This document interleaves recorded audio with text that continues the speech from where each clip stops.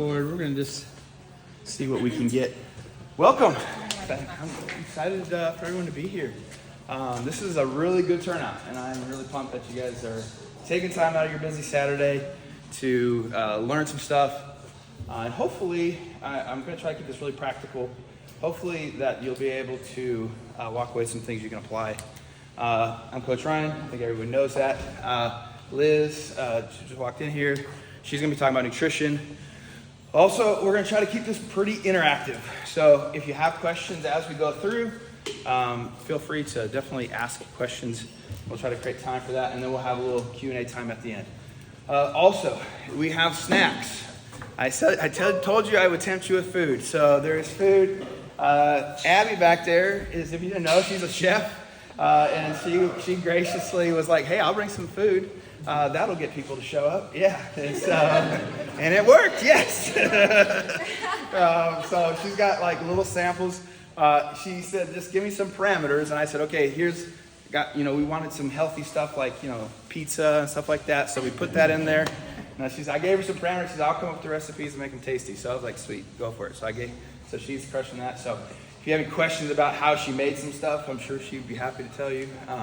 But if at any point you want a little sample or grab some food, just walk back there. We'll take a little break in between me talking and Liz talking, and there's this opportunity. But if you want to just sneak back there, feel free to do that. Okay? Are we ready? Let's dive in deep. Okay, where's my notes? I don't know. I don't get nervous talking in front of people, but I'm like legit a little nervous. I'm like, this is rare. We're all judging. This is like rare. I like rarely get nervous. A little bit. I don't know. We're hanging on every word. I know. I'm like, dang, this is not, it's just like a class, but I'm like nervous. I think it's the camera. I'm like, what if I say something stupid and it's like recorded for all history? It's on my personal phone, so I guess if I post it, it's my own fault. Editing is a powerful. Yeah, that's right. Okay, so I'm going to kind of look at my notes here, but as I go through, this is a talk that I used to actually share with people when they started at the gym. I used to tell every client that walked in the door. And then I haven't done it in a long time. So it's been 7-8 years. So some of this is stuff that I used to teach in the past. But my goal here is to kind of help us understand, it's kind of twofold. One, for those who are doing CrossFit or maybe have friends that are interested in CrossFit but are a little intimidated, is to try to shed some light on what CrossFit actually is, okay? Not what we see on just like social media. So that's part of it. But part of it, and probably more importantly, is to try to help everybody connect what fitness is, how that connects to overall health, and how we can connect that to like our overall health span. So that's kind of the part I'm going to bring. Liz is going to bring the nutrition part. So some of this is, it's straight out of CrossFit's like, some of you guys have dived into CrossFit a little bit, straight out of like CrossFit's L1. So that's the goal, to kind of connect fitness and health and hopefully help us understand like what we're doing in the gym, how that connects to our overall health, okay? So one of CrossFit's most radical things that it brought to the conversation, and this is 2001-ish, so it's been a little over 20 years, is they attempted to define fitness. In our case here, fitness and health are going to be kind of synonymous, so we can kind of sub in each word, okay? So they're attempting to define health. That's actually trickier than you think. So if you were to go to most medical school textbooks, your health would be defined as something like the absence of disease, right? Now the World Health Organization has recently changed that definition a little bit, right? But that's kind of like still the benchmark for what health is. But we all kind of know that you could be in a pre-diabetic state and not have diabetes, but certainly not necessarily be healthy in that pre-diabetic state, right? So there's obviously more than just the absence of disease. So CrossFit attempted to define it. And honestly, out of all the things, like you think, some people in our group today are not doing CrossFit, which is awesome, right? But a lot of people are. They're currently doing CrossFit, members of the gym here. You think like, okay, what is CrossFit if you're going to describe it, right? And it's like, what is the craziest thing? And you would think, well, a movement, a particular movement, like, oh, we do handstands, that's crazy, right? Yeah, it is kind of crazy. But the craziest thing is they attempted to define health. And so I am going to break down what the definition of fitness is and health. And I have run this through, this is my 11th year as affiliate owner, 13 or 14th year doing CrossFit, coaching it.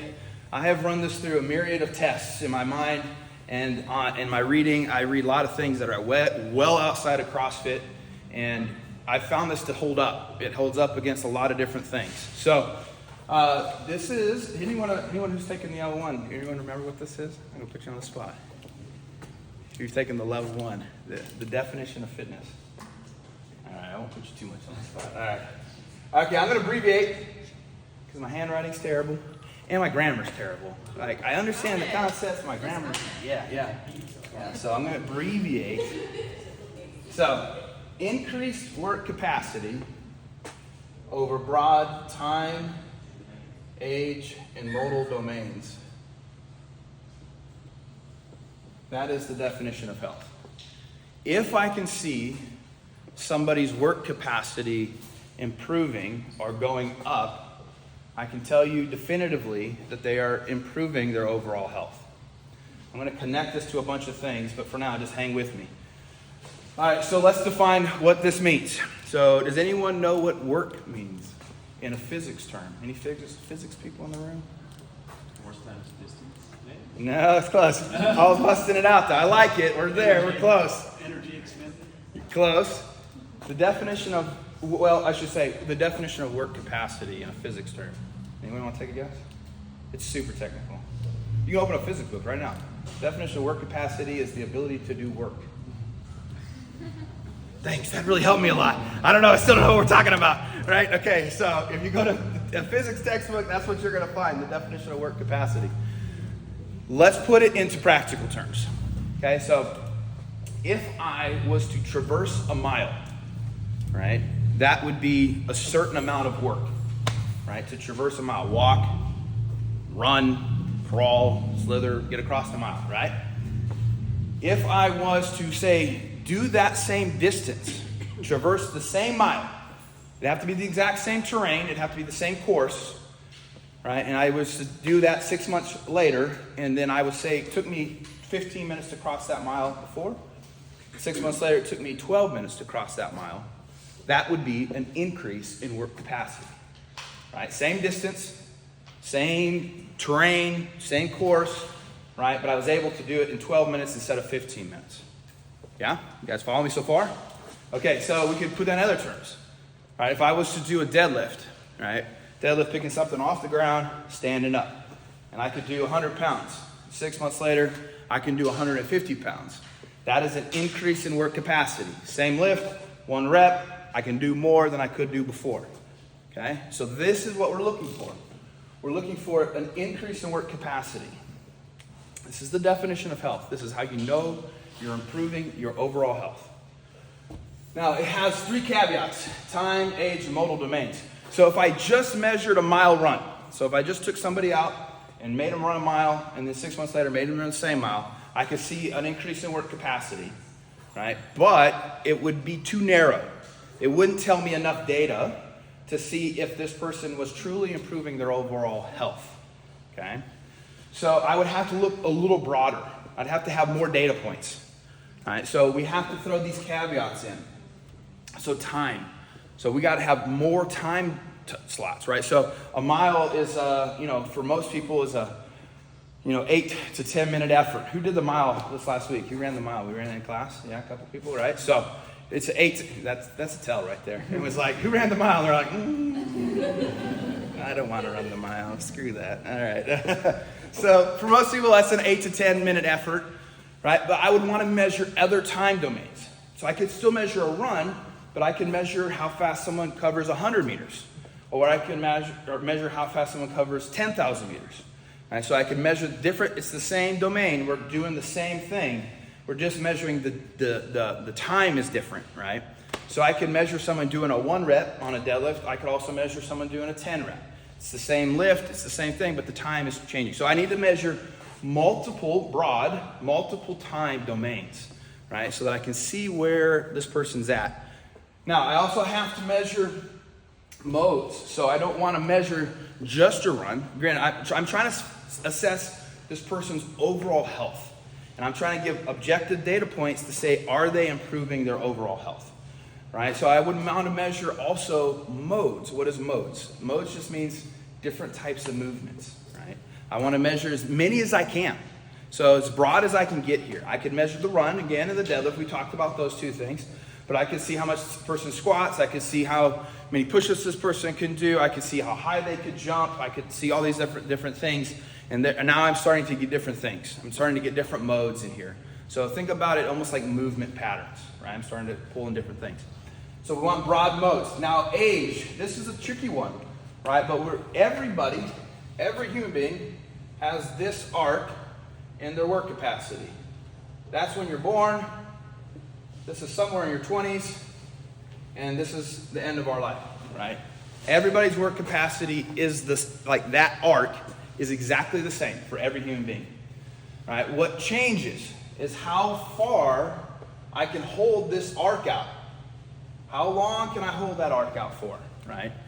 Can I delay it? We've all probably, who's seen Instagram or YouTube videos of a 90-year-old still run 100 meters? They're out there. You ever seen those videos like inspirational, right? Or somebody out there still doing a deadlift at 90, right? So if you can deadlift 500 pounds when you're in your 20s, right? Or 400 pounds in your 20s, right? And you hold that work and you just keep working at it. You don't have some major life change that stops you from doing something.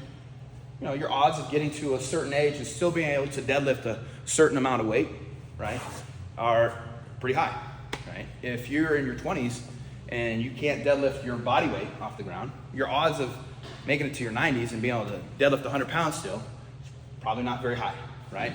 Not unless you have some sort of intervention. You'd have to do something different than what you're currently doing. You'd have to change something about your lifestyle, right? Okay, so that's what we're looking at. We're talking broad age. We're like looking at this big arc over time with a person, understanding that everybody's work capacity when you're born is essentially zero. Your ability to do work when you're first born is very low, and then you peak in your 20s, and then how long can I hold that curve out, right? As long as possible is our goal, right? I know it's a bit sobering and maybe a little heavy, right? But the thing that puts people in nursing homes at the end of their life, it isn't heart disease, it isn't cancer, right? It's the inability to get out of their chair, right? They fall to the ground, they can't get back off the ground, right? And the second thing would be like mental decline, like cognition, like dementia or something like that, right? So we're looking to see if I can increase that work capacity, hold on to it for as long as possible. I talk to a lot of people when they sign up for the gym, and sometimes people, have this realization, and I think it's really good, is that like working out, a lot of times people get it, they want to lose some weight, right? I want to feel better, but holding on to and maintaining as much muscle mass as possible as you age, utmost importance, right? After the age of 30, every decade you lose anywhere from 1 to 5% of your muscle mass, right? So you're trying to hold on to as much of that as you can, because we're trying to hold on to health, which is the ability to accomplish work, right, with those three domains, those three caveats added into it. Make sense? Okay, questions so far on work capacity.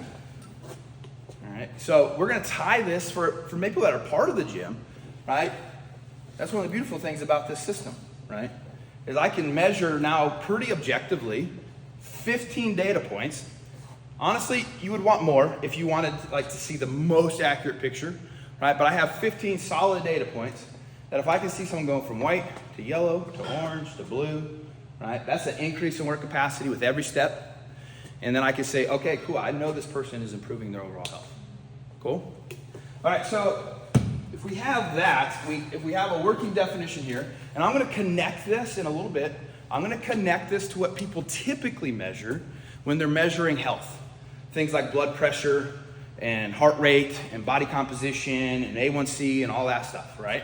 We're going to connect it to this definition, okay? So you'll start to see that my argument, or not argument, but my point here, and CrossFit's point, is that this is the gold standard of measuring health, right here.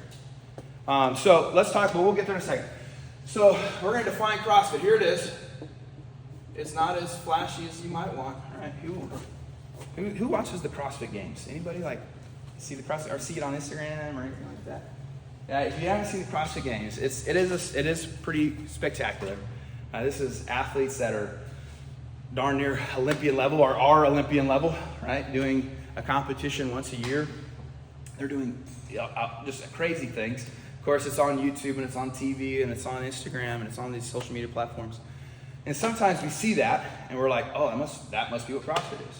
I don't think I could do CrossFit because I can't walk on my hands for 100 yards. Well, newsflash, I can't walk on my hands for 100 yards, right?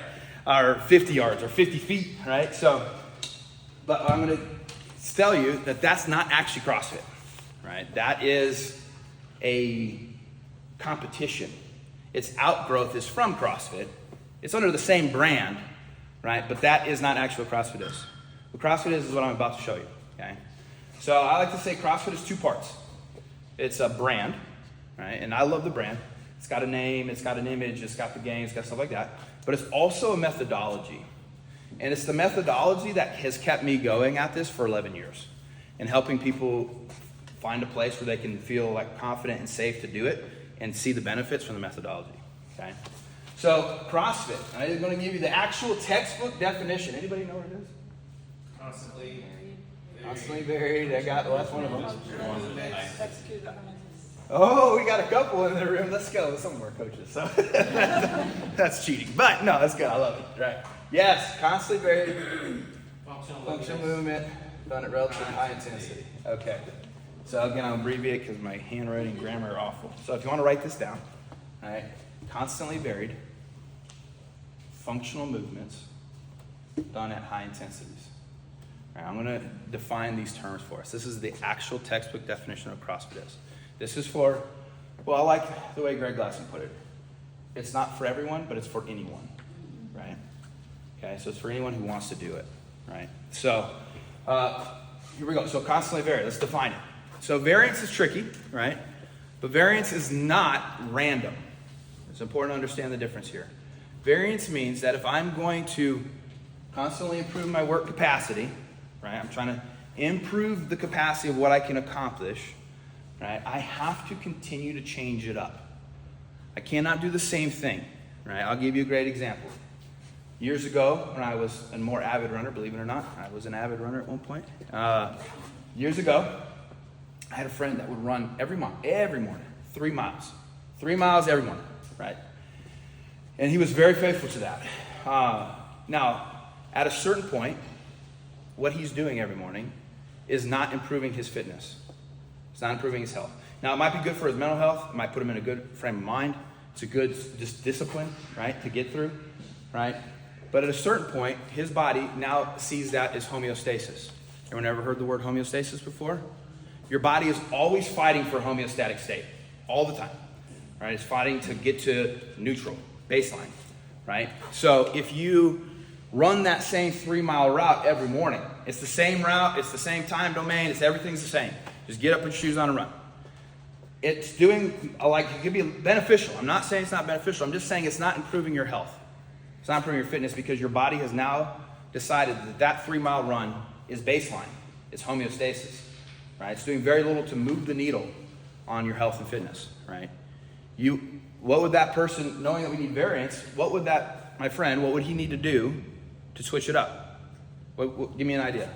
If he was running the same 3 mile, but he needed variance, what could he do? Different terrain. Yeah, great. He could just go for a different route. He could just run different hills or different area.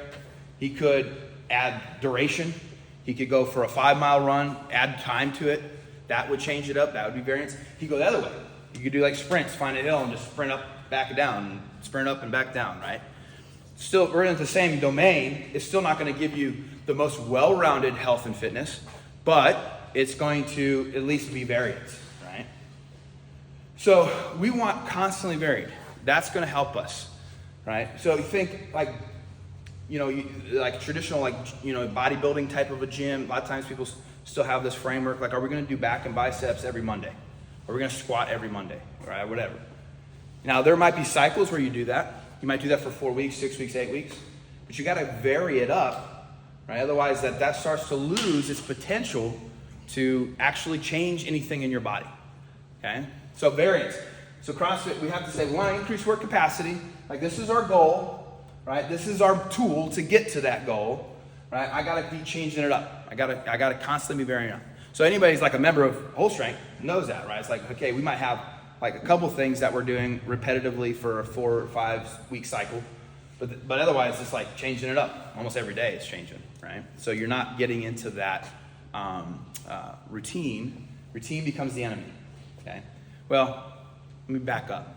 Routine is good when it comes to things like you're in the routine of getting to the gym, right? But if the movements you're doing are like the same routine, same movements, then it becomes the enemy, if you will, okay? So constantly vary, but not random. Random is like if I had 100 exercises in a bowl and I was just gonna pull them out like a piece of paper, that would be random. That's not what we're looking for, right? Because what might happen in that case is I could pull out 5 rep max deadlift, and then I could pull out Diane, which you don't know what Diane is, that's deadlifts and push-ups, a workout, and then the next day I could pull out like 10 rep deadlifts. I might pull out deadlifts every time just by accident, right? That would be random. That would also not be variance, and it would not be great programming either, right? So random is not variance, okay? So functional movements. This one's a big one, right? So functional movements, anyone want to try to give me some, what do we think functional movements are? Anybody? Squats? Yeah, I love it. Burpees. Burpees. Yeah, that's right. Yeah, that's right. That's right. Okay, so I heard squats, deadlifts. Yeah. Inchworms. Calvin here. That's like, let's go. What is it?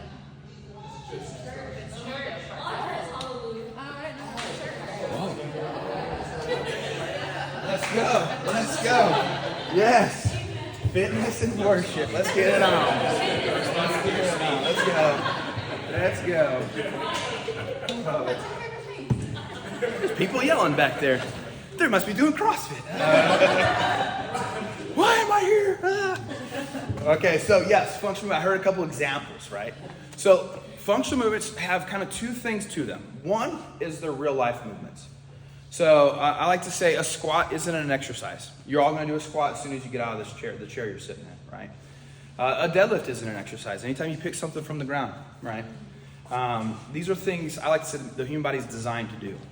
It is designed to get things off the ground. It's designed to walk. It's designed to climb over things. It's designed to jump. It's designed to run, right? These are all real life movements. Yes, they have an application in the gym, but they also should have an application when you're just out in the world doing your life, right? So functional movements, the real life movements. Second thing is, in nature, real life movements are rarely isolated, right? It's very rare that your body does not move in a compound fashion, right? Think about walking. Walking is one of the highest expressions of human movement, okay? We know everything we know about human movement from studying pediatrics, studying kids, right? Every human movement, every one of us learned to move in the same order, right? We learned how to move our neck. We learned how to roll. We learned how to get on all fours. We learned how to get on one leg. We learned how to squat. Interestingly, when we were all babies, we learned how to squat from the bottom up. But when we teach it to adults, we teach squat from the top down. We learned how to pull ourselves up. We learned how to walk with assistance. We learned how to walk, right? So, walking is a great example. When I walk, like knee, ankle, hip, arms, everything's moving, right? So rarely in nature do we find humans moving in an isolated fashion.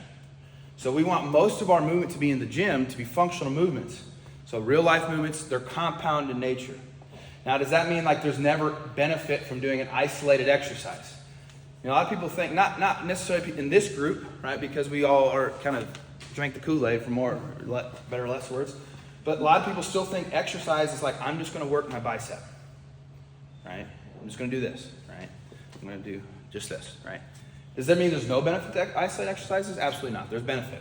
If you're trying to rehab something, if you're trying to prehab something, like make something stronger so it doesn't get hurt in the future, 100%. Or if you're trying to compete in the sport of bodybuilding, right? If you're trying to be a bodybuilder, right? They have very specific, because they're looking for a very specific like symmetry. Like, and they're getting off stage and they're trying to find something very specific. So But for most people who are just, hey, I'm trying to be healthy, I'm trying to be strong, I'm trying to look athletic, I want to be fit, right? Functional movements, that's where we need to stay. Compound in nature, in real life, okay? And then high intensity. This one is a tricky one because intensity actually equals, and I'm going to get a little nerdy on you, so hold tight. If you're like, whoa, this is more nerdy than I was planning on. Okay, here we go. Who wants to try to define intensity? Anybody? My L1s in here? You know, define intensity? Okay. So it's tricky because intensity can also be an adjective. We say things are intense. Like if we all just stop what we were doing right now and did 100 burpees, right? We'd be like, oh, that was intense, right? We're all sweating, our heart rate's up, that kind of thing, right? But it's an adjective, but in CrossFit and what we do in the gym here, it's also a more specific term. And intensity directly equals to power. And power is a physics term. It's just force times distance divided by time.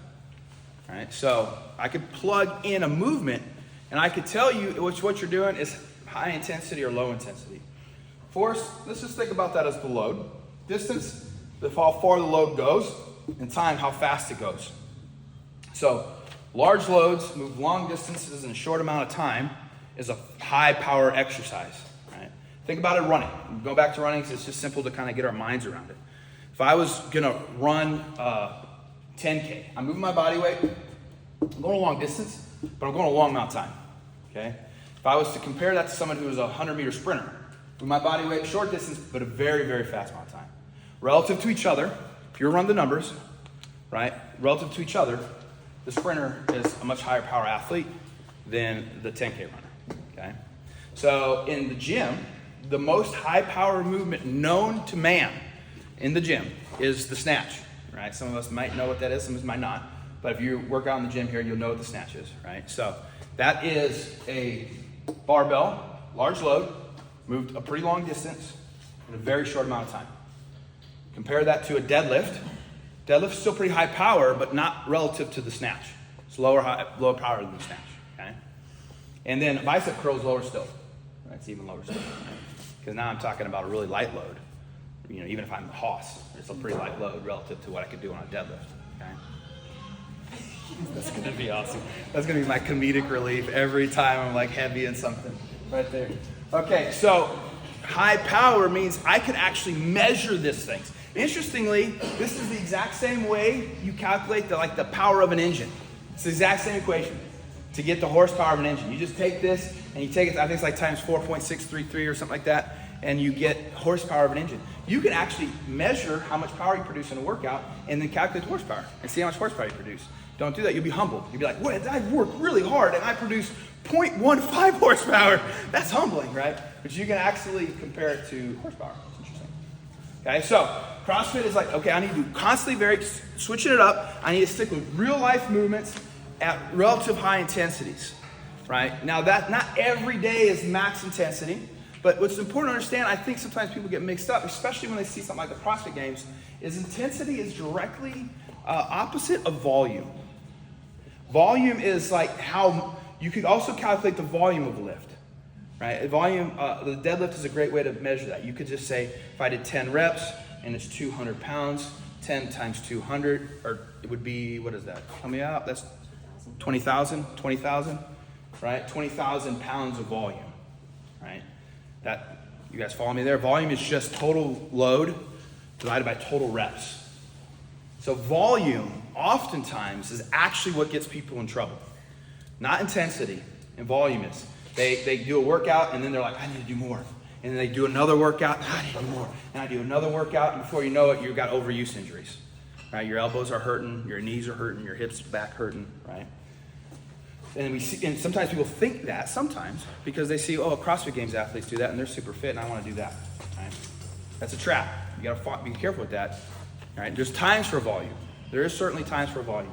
But they are oppositely, and volume goes up, intensity must go down. Right? Just the opposite. You cannot keep high intensity and high volume. Right? It's physically impossible. All right? So volume is often what gets people in trouble, not intensity. Sometimes people think intensity is. I've found it to be the other way around. Okay? So if we do this, if we practice this a lot, and what Liz is going to bring in the nutrition element here in a minute, right? We're going to see an increase in work capacity. But we got to make this kind of our foundation right here. Okay? So, questions on what CrossFit is? All right, I'm going to keep going. I'm going to nick some stuff on the side that list. Or Matt? Oh, I got it right there. Okay, cool. I'm going to nick some things because I want to get to this. This is an important one. And then the stuff, if you're like, hey, this is interesting, Coach, I want to hear more about it, we can do another one of these. But I'm going to skip past a couple of my points. Okay, so, and then I want to just highlight this again. Remember, this is a visual representation of this right here.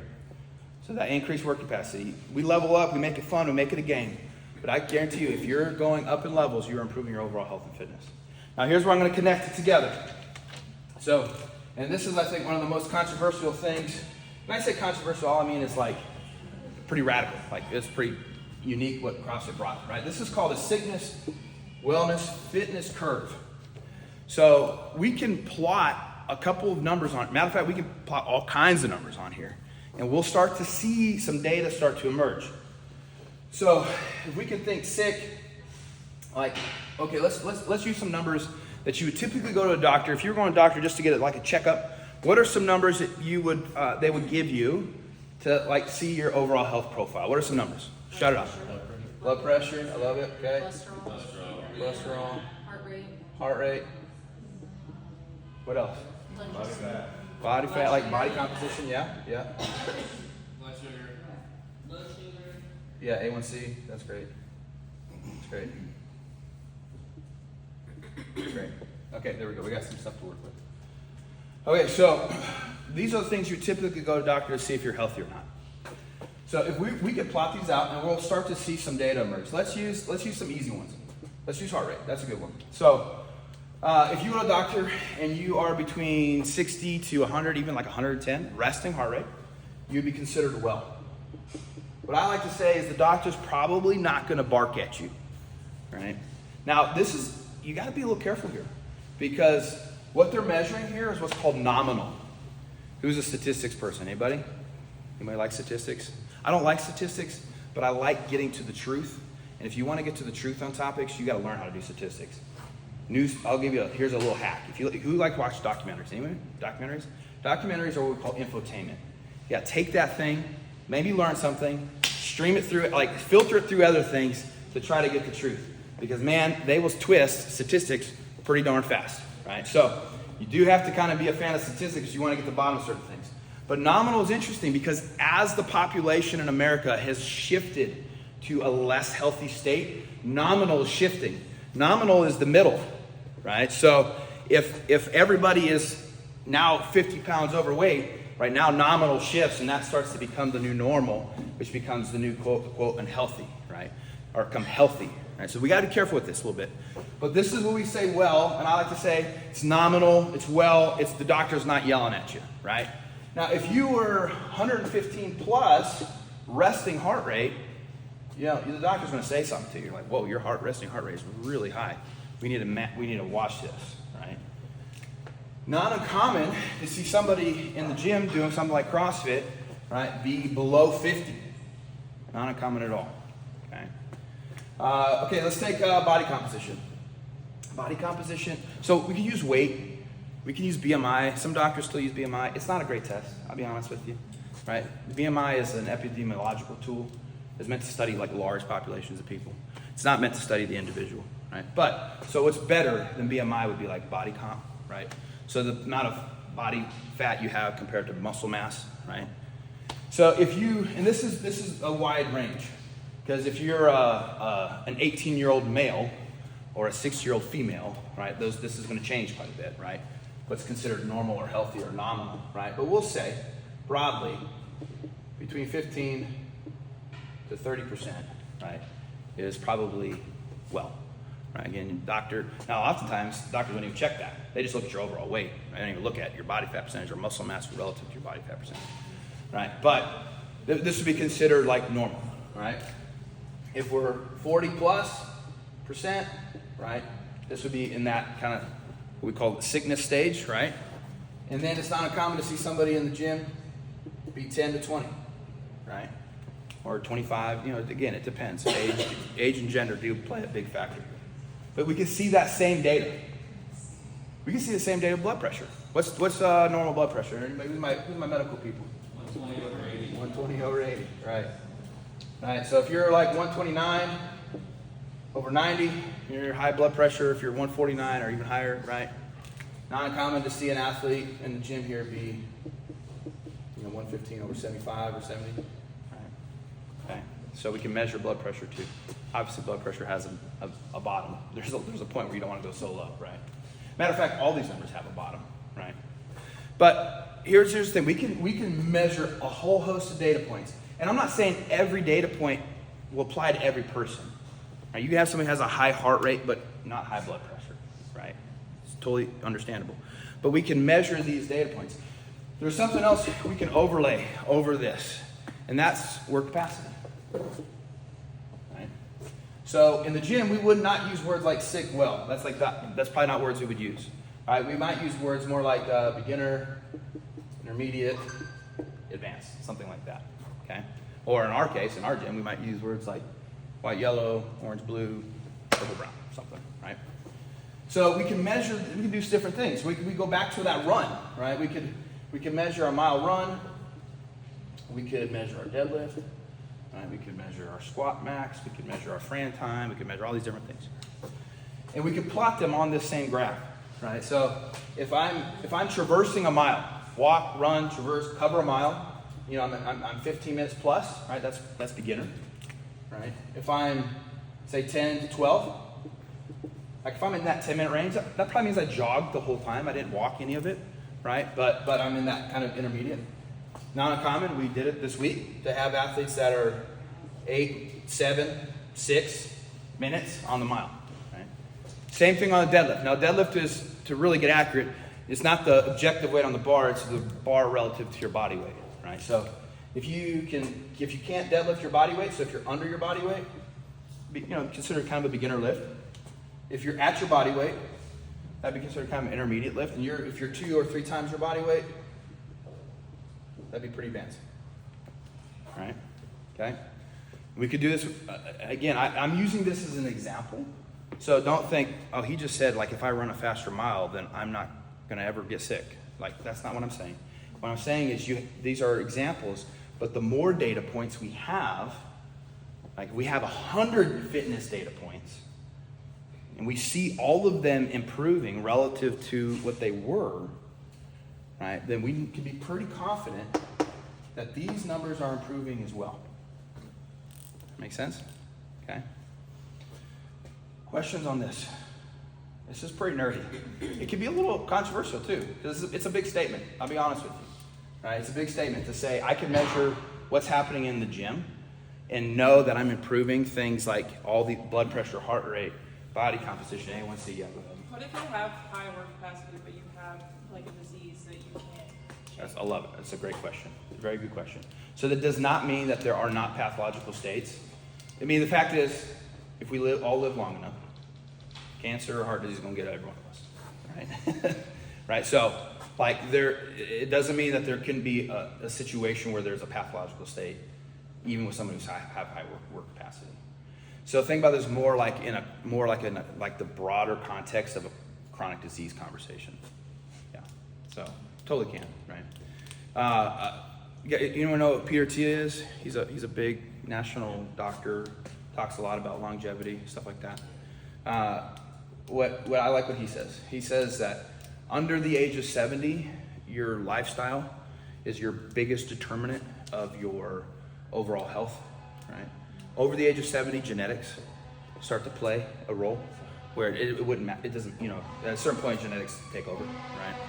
So, what he's saying is not that somebody under 70 who's doing all these health things couldn't get sick, but statistically speaking, right, your odds under the age of 70 is more influenced by your lifestyle than by your genetics.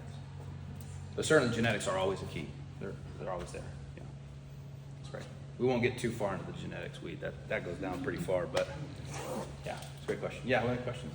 Well, I was just wondering how it works. Like, I guess, if there's all these data points, one can be looking really good and another not as much, I guess I'm just wondering, if you have you could have, really high strength, but a lot of body fat too, right? Sure, 100%. So like, I'm just wondering how like, I mean, I guess my question is like, you just have to measure a lot of different points. You got it. That's right. To get like a better, like Mhm. maybe they're super healthy, this person is super healthy with their strength, but maybe like in the body fat area, Mhm. maybe less so, or? Yeah, totally. So, yeah, for sure. You want to measure multiple days. So one of the things I'm skipping over just because I'm running out of time is there's something called a power curve, right? Where you can start to plot these things and you can start to see if I had 100 different data points, which you could easily get in the gym. You could get 100 data points pretty quick. Then if I can see, like, say, all 100 of those shifting, like the capacity and the time domain are shifting over, right? Like, I can kind of measure that overall health. Yeah, for sure. Yeah. This might be getting too deep, but could you say that over time, as you're watching all of these data points change, that you could start to identify certain ones being connected? Mm-hmm. Points in the gym connected to health points? For sure. Yeah, and there's some that correlate heavier than others. Right. Yeah, there's certain movements, certain things you could do in the gym that would have a stronger correlation to, like, if you're, like, mile run time. If your mile run time went from, if it took you 15 minutes to cover a mile and now it takes you 6 minutes to cover a mile, like, I don't have to measure your resting heart rate. Like, I can almost guarantee you it's lower, right, than what it was when it took you 15 minutes to cover the mile. Yeah, so totally. There are certain data points that are more closely related, right? The body composition is the one that's tough. I get it, because that can be a really close to the heart sensitive topic, right? But what I would say here is one of the things I love about CrossFit, and one of the things I first fell in love with it, because I got into fitness to lose weight, right? That's why I got here. But that's not why I stayed, right? Once I figured out that there was something positive to pursue versus something negative to run away from, it gave me a lot of power, right? So I used to weigh myself like every day because I was so like focused on the scale, right? And now it's like I might do the InBody like once a quarter, but now it's just, but it gave me so much power to like work towards a positive goal. Does that resonate with anybody? Like, hey, I just leveled up my mile. I went from 9 minutes to 8 minutes and 30 seconds. I don't really care what my body weight is, right? So I'm using this as just a tool to be able to draw those connections. But I could also pretty confidently tell you that if you are improving those work capacity numbers, your body composition is probably changing. You're probably getting more muscle mass relative to body fat percentage. So like they still connect, right? I'm just not finding my identity in that body composition. I'm getting a little in the weeds, but yeah, I think you guys track with me, yeah? Okay. That's a great question. Any other questions? I'm gonna tie in one more thing, but I don't want to move on. Yeah. Kind of like speaking to what Jennifer was asking. I think like a good example would be like strongman, where they're probably, you look at them and their strength is really here, but that's about all they focus on. Yeah. So they don't have those data points. So I guess my main question would be like, do you want more? I mean, it's probably okay to have if all your data points are on like this side of that wellness continuum, and maybe you have like one or two over here that, like, that's kind of what you want, right? Ideally, because I don't think some people may have everyone that's on this side of that. Yeah. continuum. I guess what I'm saying is focus on your ability to do work, and these numbers will follow. That's what I'm saying, right? Focus on your ability to accomplish work. Now, I love what Ramaya said, and I think it helps me if that's kind of what you were asking, I kind of understand better. I actually had this conversation with somebody just the other day. So the goal of a functional fitness program, like what CrossFit is, right, is to build what we call a broad base of fitness. So to use the powerlifter as the example, if you could think about two things as opposite spectrum. Like one would be like high levels of endurance, like a marathon runner, someone just getting heart and lungs for days, and then think of that powerlifter on this side, right? To get to a marathon runner, like you're competitive, like you're running the, Boston Marathon, right? You're super competitive. You probably had to niche down so much that you had to sacrifice other elements of fitness to get there. Probably had to sacrifice some muscle mass. You had to sacrifice some strength, right? You had to probably sacrifice some speed, right? It's power, explosiveness to get to that, right? Same thing on the powerlifting side, right? If you're just super strong, you can deadlift 4 times your body weight or something. You got 700-pound deadlift, right? You probably sacrifice some heart and lungs. Like that person's super strong, but probably would struggle to run a 5K, right? So CrossFit is the goal is to build a broad base. Now that doesn't mean like people coming in, they have different strengths, they have different weaknesses.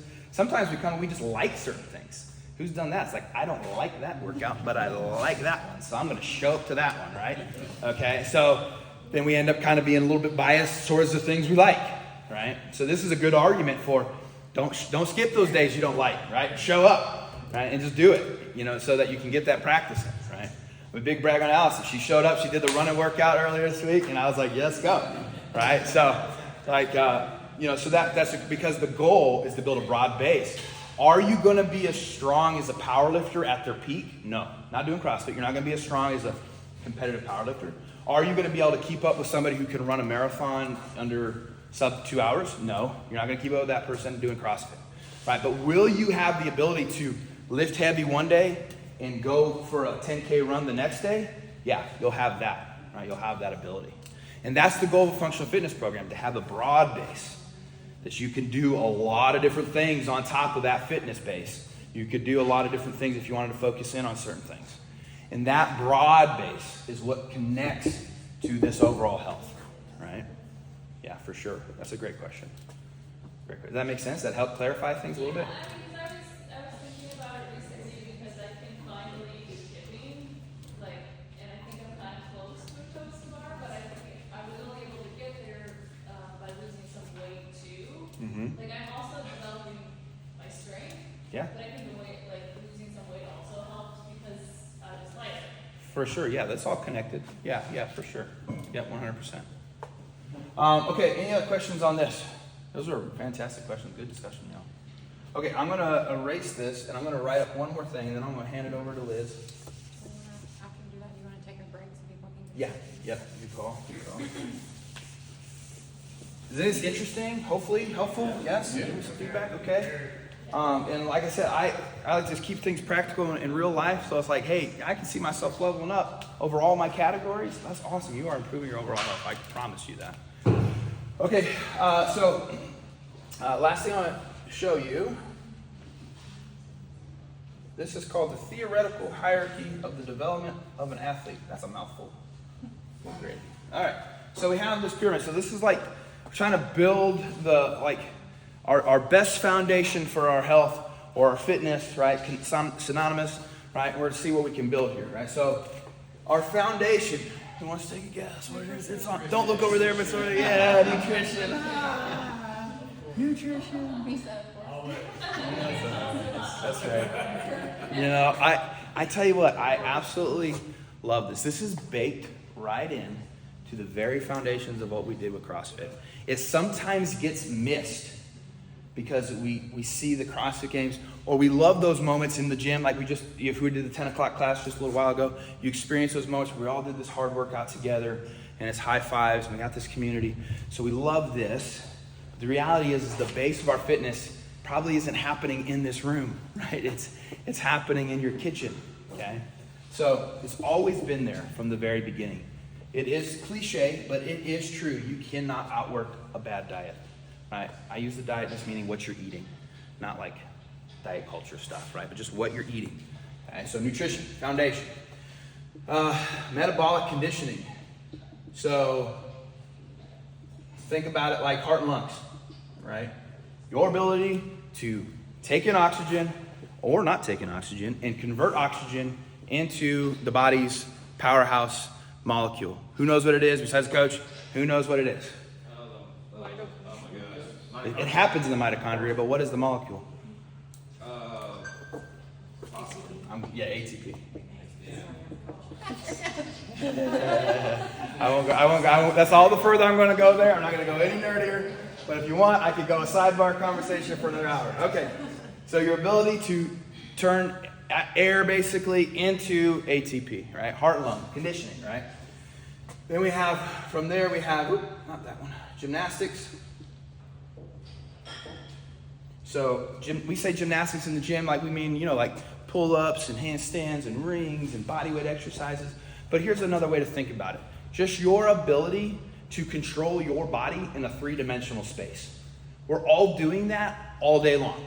Right? So your body, you're not just in the gym, your ability to control your body. Then we have weightlifting above that. So again, yes, in the gym with barbells and kettlebells and stuff like that, but also groceries, picking up my kid or grandchild off the ground, right? Anything that's a load external of your body, your ability to control that or you move that and stabilize your body with that. And then on top of that is sport. And that's your ability to express your fitness. So to be able to go out and do something with all of this foundation. Right? This is the way to build solid health and fitness for many, many, many, many, many years to come. Now, what happens, unfortunately, is a lot of people get this whole thing completely upside down.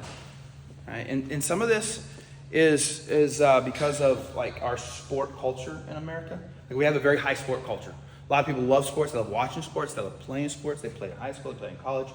Now I'm 38 years old, and I'm like, I need to get healthy again. I used to play rec basketball. I used to play basketball. I'm going to join the rec basketball team, get healthy, right? And then I blow out my knee because I don't have that anymore, right? So does that mean, am I saying that playing rec basketball is bad? No, absolutely not. What I'm saying is it shouldn't be the foundation of your fitness. It should be the top of your fitness once you've built this other thing. And then you could do that for a long time to come. So a lot of times people do this. So they go completely backwards. Right? They put sport on the bottom.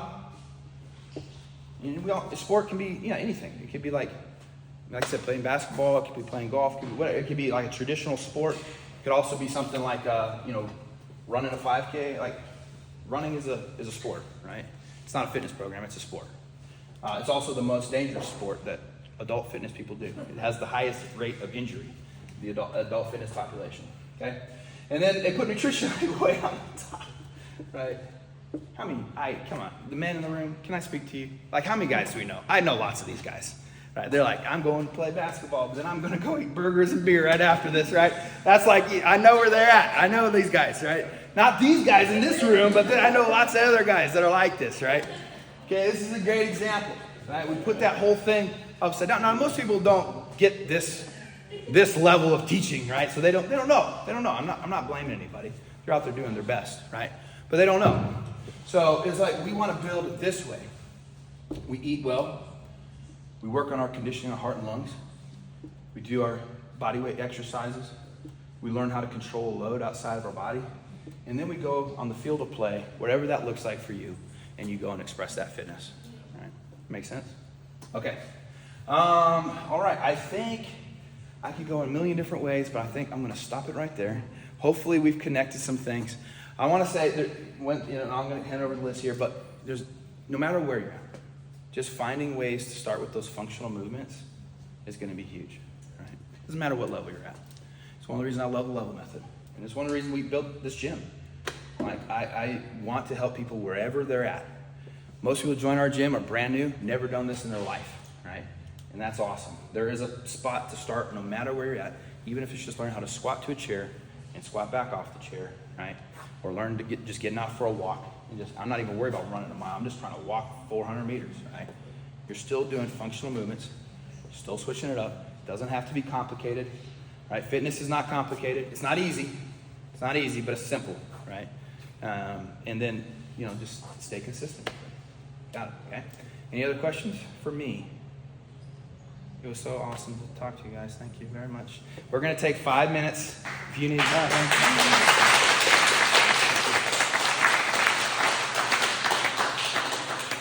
We're going to take a few minutes, grab some snacks from Chef Abby, and go to the bathroom, grab a water. If you want to fill it up, there's a water cooler right there. And then Liv's going to talk about nutrition.